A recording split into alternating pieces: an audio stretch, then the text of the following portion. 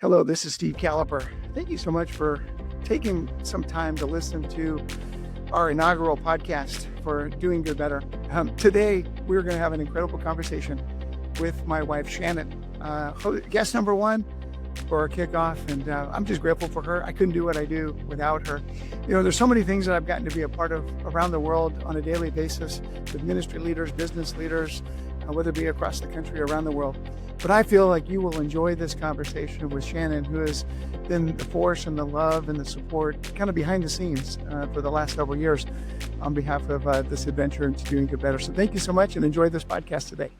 You know, there's so many experiences that I've had over the last 20 plus years from being able to travel, which we'll get into a little bit today, great missions, vision trips, time in the field and overseas with various aspects of my family, my kids as a family traveling. But as we launched this podcast, this Doing Good Better podcast, the number one first episode, I've invited my wife, Shannon, because she is my number one to join this conversation and discussion today. Because truly, one, I love her immensely, but I cannot be doing what I'm doing without her as a partner and somebody that I care about, who I know cares about me. So Shannon, welcome to our inaugural Doing Good Better podcast today. So grateful. Well, thank you so much for having me on.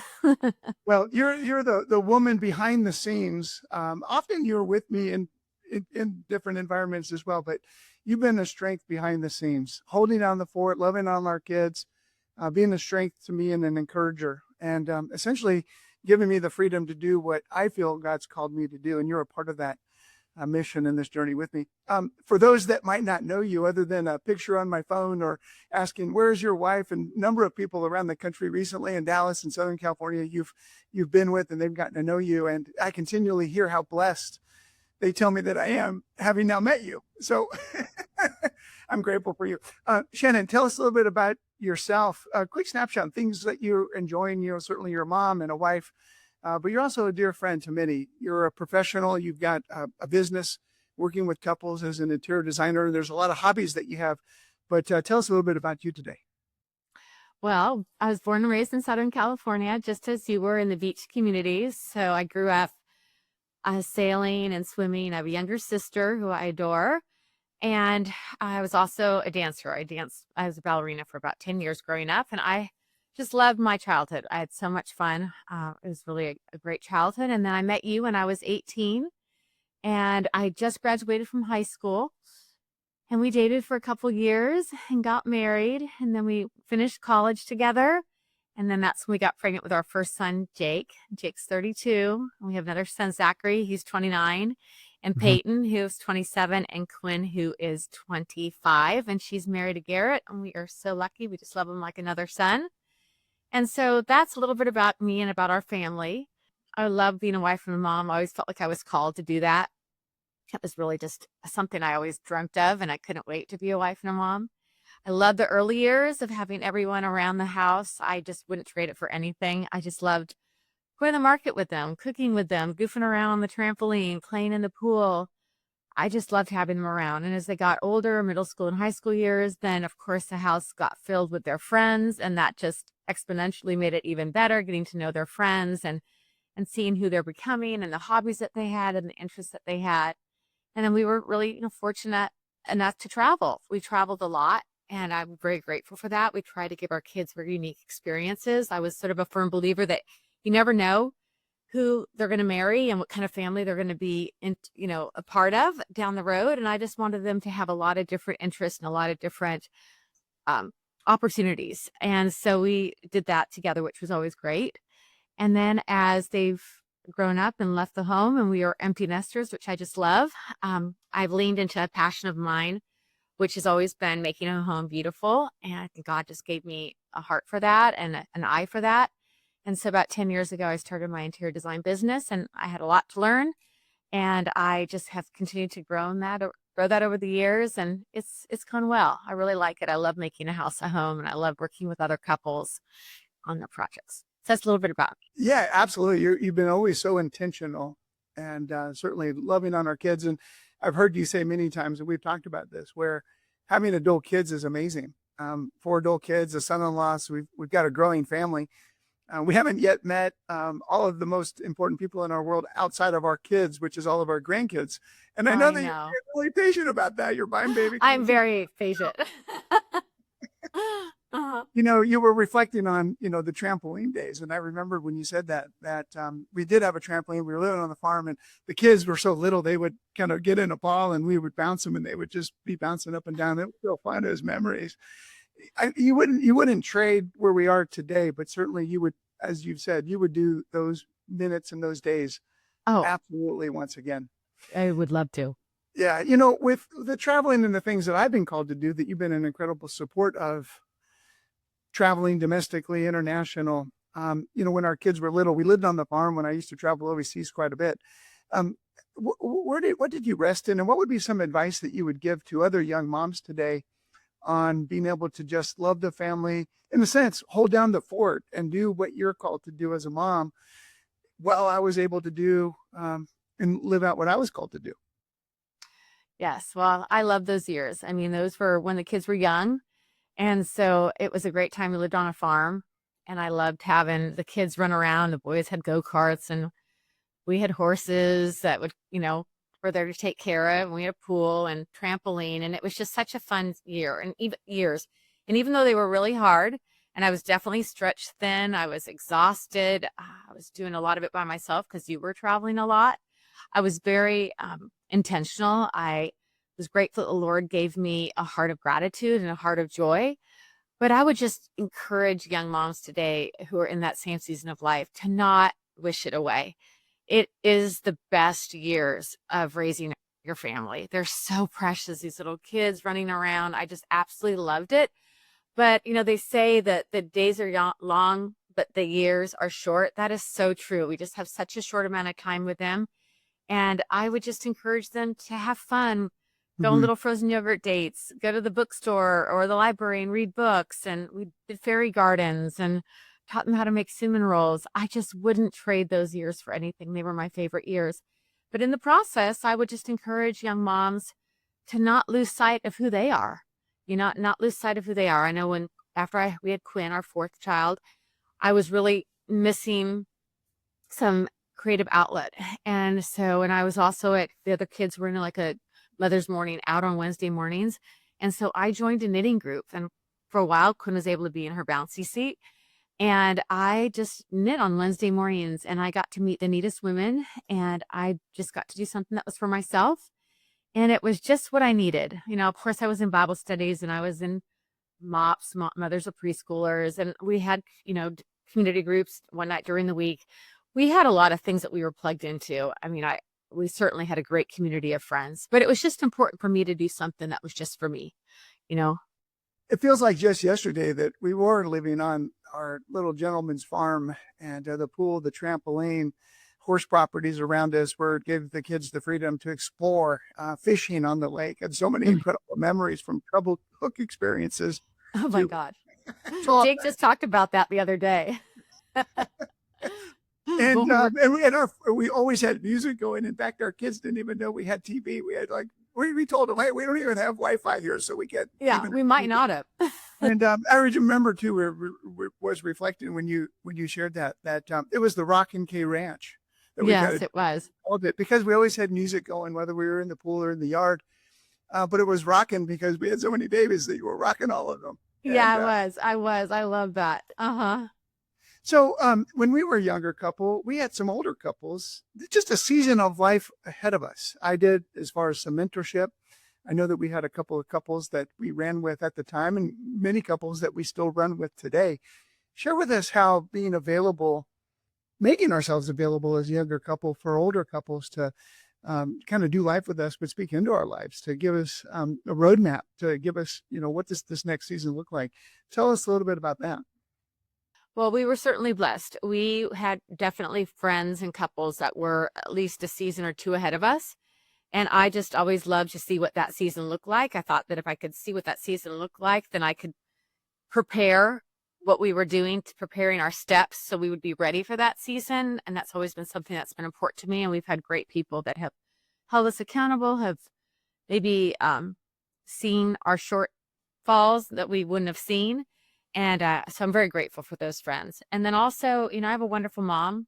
Even though we lived across the country from each other, she was always available. And she really showed me what it was like to just step up and be available. And I try to do that today with our kids, obviously having children in different states. When they call me, say, Mom, I really would like you to come over this weekend, or I'd like you to come over and teach me and my friend how to do something, or I have something important going on. I want you to be a part of it. I just want to say yes. I mean, that's exactly what I want to say, which is what my mom said to us all those years and still does today. I just want to say yes.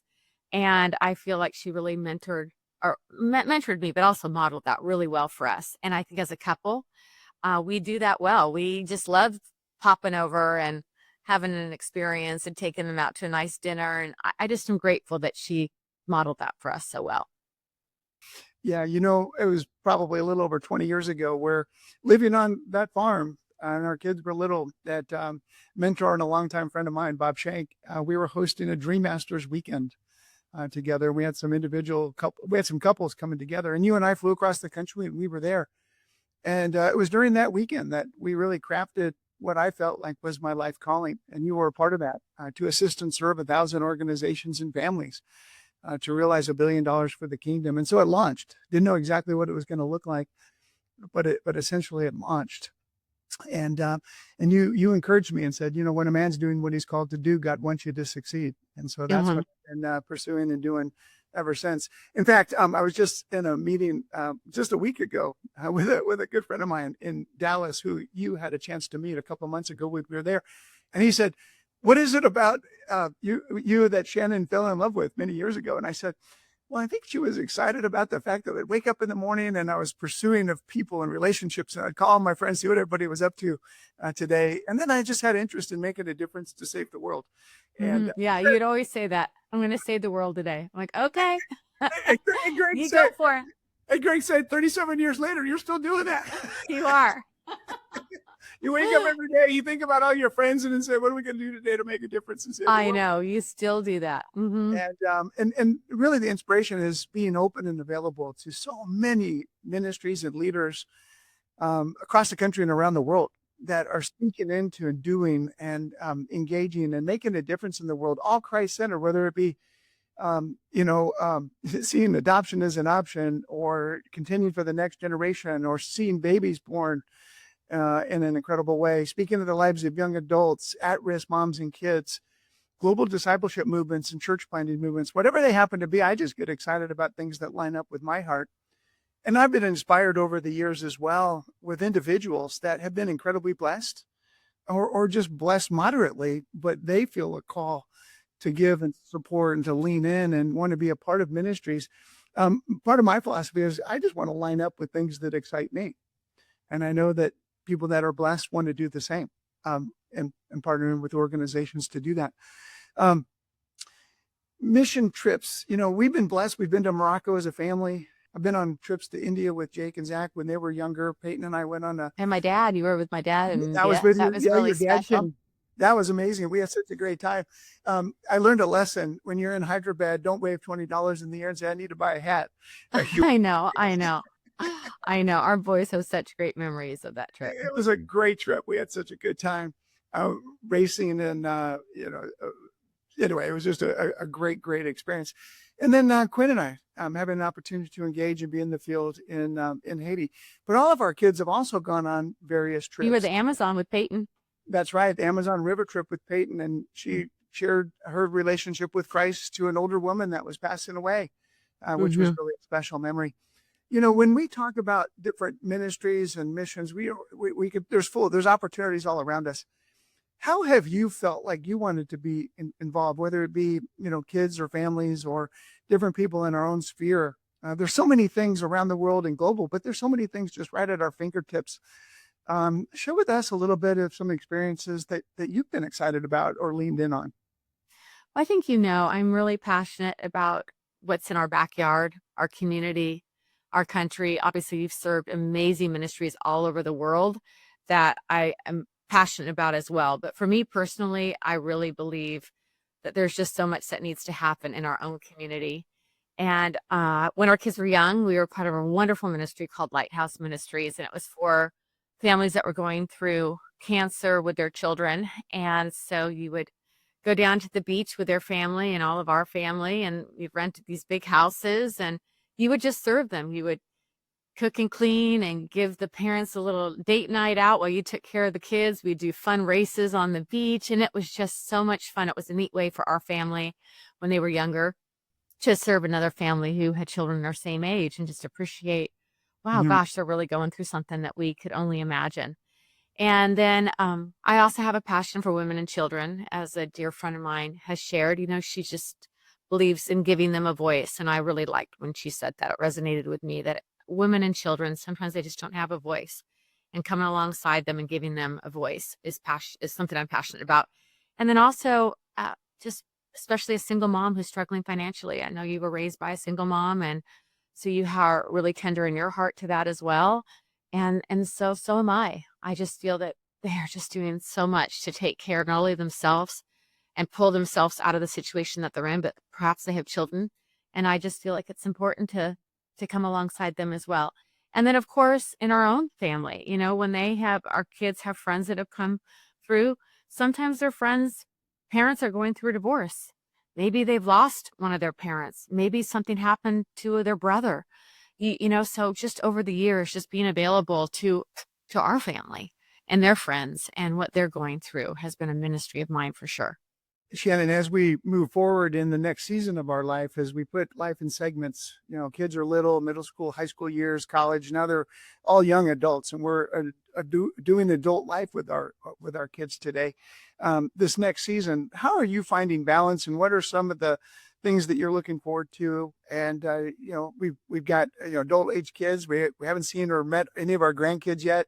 And if you finding a balance too with your own life, as I'm still traveling and doing the work that I feel called to do. Hmm. What does this next season look like for you and for us together as a couple? When you're newly married, like we discovered, you're integrated. Everything that you're doing is together. And then you go through a season where you're trying to survive, or like you said, financially trying to, rub two nickels together to turn them into a quarter to make everything meet and match up. But then we found, as empty nesters, a way to assimilate and integrate again. So what does this next season look like for you and for us from your perspective? Well, I've really enjoyed being an empty nester. I didn't know I would enjoy it so much. I was tried to prepare myself for it because after having 4 kids, I thought I would just be devastated when they all left. But just seeing them all thriving, seeing them all happy, they're all figuring out what it looks like to be an adult. And so I couldn't be happier with that. I love my time with you. We get to travel a lot more. We have some wonderful friends that we've raised our kids with, and now we're starting to do things with just them, which has been fun versus entire families. And so we're very fortunate to have that. And over the years, not only have I showed that I lead into another passion of mine, which was design, and obviously I never had a career. I was a stay-home mom, which I wouldn't trade for the world, but now I have a career, and so I'm balancing that. I love the flexibility that it gives me, but I've also leaned into other passions. I've always been into wellness and fitness, and it wasn't just about staying in shape. It was about the discipline, the consistency, and some of my very dearest friends I've met in those early morning hours of working out, and I just love it. And I also love to challenge myself, and so I've learned how to play bridge in the last several years, and that just opened me up to a whole world of friends that I would have never had if it wasn't for that.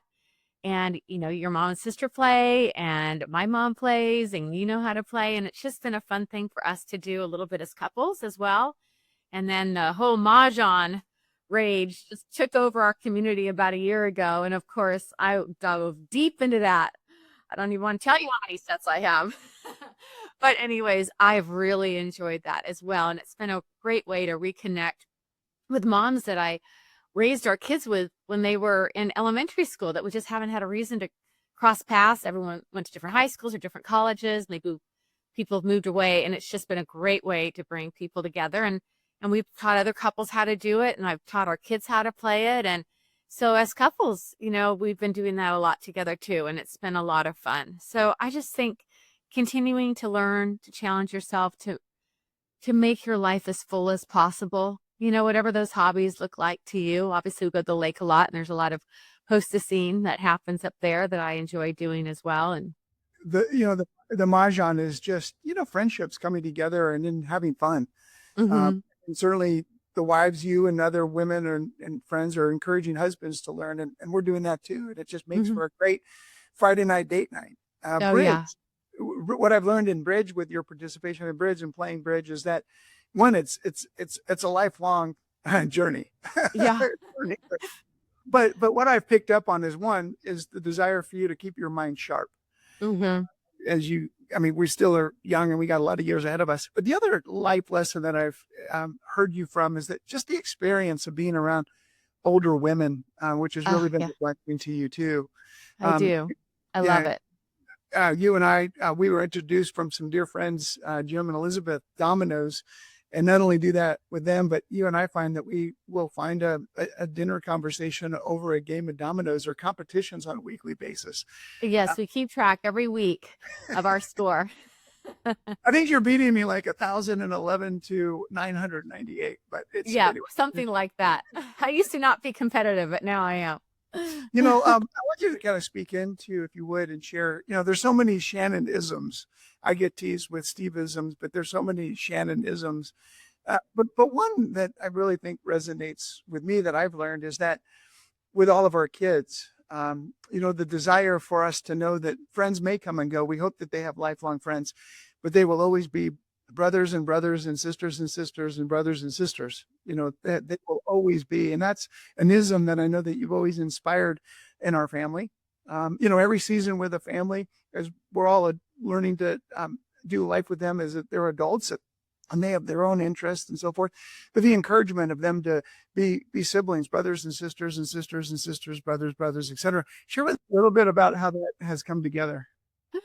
Well, when they were young, when you have a big family, we don't need to have unnecessary people around the house if it's not going to go smoothly, because with the 4 children, there's enough going on already. So if someone wasn't getting along with one of their siblings, then there was no need for them to bring someone else into the equation.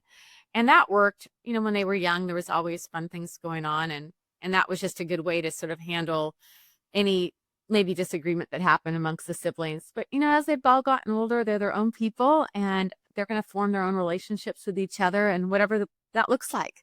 Thankfully we are really close and everyone loves each other and appreciates each other. But it's just going to look different over the years. Someone's going to be in a different season than the other, and so it's just a part of being a family. Just keep loving each other, keep supporting each other. I know we've had together so many incredible memories, great laughs. We love listening to music and having time together and venturing and traveling. But there's been some moments that haven't been easy, whether it be us as a couple or the traveling and the time that I've been away. What would be some advice, whether it be for a younger mom, which you kind of spoke into already, or in our adult season of life as we're getting a little bit more seasoned? What would be some advice or some insights that you might share that someone might like to hear from you today? Well, I feel like I've touched on a lot of that. I just think, obviously staying firm in the Lord, making that your priority. Also, just leaning into your passions, and supporting your dreams as much as you supported my dreams. But I think we learned at that Dream Masters weekend that you talked about earlier, that you're going to have some dreams that are just your dreams, and I need to support you if that's what I choose to do. And then there are going to be dreams that I have that you're just going to come alongside me and support me. And then hopefully there'll be dreams that we have together, which we certainly have. So I just think leaning into what our own interests are. I mean, I know you love to play pickleball. I like to play, but it's not my favorite thing. I'd rather do something else. I love my Pilates in the morning. I would love for you to come to Pilates, but me too. So there's just all those things that make our life really rich. And as we have gotten older, I just think we really have done a good job of appreciating the differences in each other and then coming together. And I'm very grateful. And I just think choosing joy. I've been a joyful person. I'm without a doubt incredibly grateful for you. And, 37 years marriage this August, and we've met 39 years ago this July. I So know. it's incredible how the years just fleeted, but we have, so many more years ahead of us. I truly appreciate you and love you. I could not do my missional calling, my life calling, living out my vocation without your support, you loving our kids, holding down the fort many, many times, and being adventurous too at times when you knew that I wanted you to be with me to make make it happen so that the house could be settled and you could be available to jump on a plane and come and be in the room as well. So I am grateful for you. I love you. We have many years ahead Thank of you. us. Yeah. And this journey into doing good better, I couldn't do and explore without your partnership and the love and the respect that you have for me and my love and respect for you. Thank you. I'm very grateful for the wonderful life you've given us and all the adventures and keeping me on my toes. And so I'm very grateful and I love you very much too. Shannon, thank you for being episode 1. There's only one number 1 in my life, and you're the one. So thank you for being our inaugural You're guest. welcome. It's your first podcast, your first rodeo, and I've never been on a podcast and barely ever on Zoom. So this was my first rodeo as well. And I'm very thankful that I was able to share this with you. Awesome. Thank you very much. I love you. This is Steve Kaloper. Thank you so much for taking time to listen to this podcast today. I hope you found it as enjoyable as I did, giving Shannon an opportunity to just let her heart be heard. And we are grateful that you've joined and listened, and we appreciate your support in this adventure and this journey to doing good better. Be on the lookout for future conversations as they will come up about every 3 weeks or so. And so we couldn't do what we do without you. Thank you so much for being a part of this incredible journey and this mission into doing good better. Thank you so much.